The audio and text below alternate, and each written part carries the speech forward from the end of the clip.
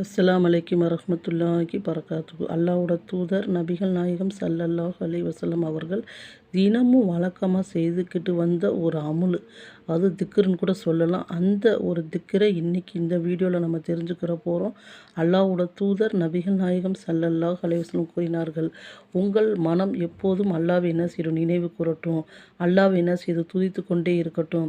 உங்களால் அதிகமான நோன்பு வைக்க முடியல, உங்களால் அதிகமாக என்ன செய்ய முடியல, வணக்க வழிபாடுகளில் ஈட முடியல, அதாவது உங்களுக்கு உடம்பு ஒத்துழைக்கலைன்னா நீங்கள் என்ன செய்யுங்க, அதிகமாக திக்ருகளை செய்யுங்கன்னு சொன்னாங்க. அதுக்காண்டி நிறைய அமல்களை செய்ய முடியாட்டி, மொத்தத்துக்கே அமல் செய்ய முடியாட்டின்னு நபி ஸல்லல்லாஹு அலைஹி வஸல்லம் சொல்லலை.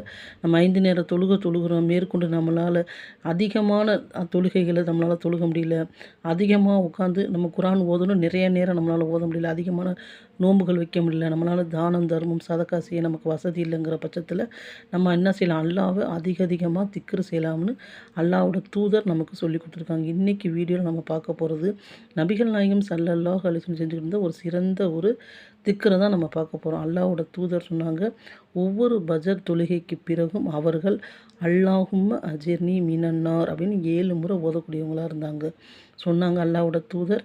இந்த திக்ரை, அதாவது இந்த ஒரு திக்ரை யாரை ஓதுறாங்களோ அவங்கள் அதாவது மகரிப்புக்குள்ளே மரணித்தால் அவர்கள் சொர்க்கவாதி என்றும், அதே மாதிரி மகரிப்பில் ஒரு 7 தடவை ஓதணும். அப்படி ஓதுனா அவர்கள் விடியற்குள்ளே மரணித்தால் அவர்கள் சொர்க்கவாதி என்றும் அல்லாஹ்வோட தூதர் சொன்னாங்க. இதோட அர்த்தம், அல்லாஹும்ம அஜிர்னி மினன்னார், யா அல்லாஹ் நரக நெருப்பிலிருந்து என்னை நீ காப்பாற்றுவாயாக அப்படின்னு அல்லாஹ்வோட தூதர் சொன்னாங்க. அப்போ நம்ம என்ன செய்யணும், இதற்கு முக்கியமாக பஜர் தொழுகைகளை தொழுகக்கூடியவர்களாக இருக்கணும். பஜர் தொழுகை ஒரு சிறந்த தொழுகையாக இருக்குது. அல்லாஹ்வோட தூதரோட வழக்கம் என்னென்னு கேட்டிங்கன்னா, பஜர் தொழுகை முடிந்த உடனே அவங்க துவாக்கள்லாம் செஞ்சுட்டு சூரியன் உதயகரமாகிற வரைக்கும் அவங்க என்ன செய்வாங்க, அல்லாஹ்வை திக்ர் செய்யக்கூடியவங்களாக இருந்தாங்க.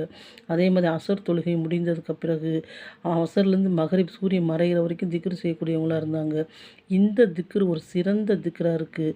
இதை நம்ம என்ன செய்யணும், ஒவ்வொரு பஜர் தொழுகைக்கு பிறகும் மகரிப் தொழுகைக்கு பிறகும் 7 முறை வளமையாக ஓதிக்கிட்டு வரவங்களாம் இன்ஷா அல்லாஹ் இருக்கணும்.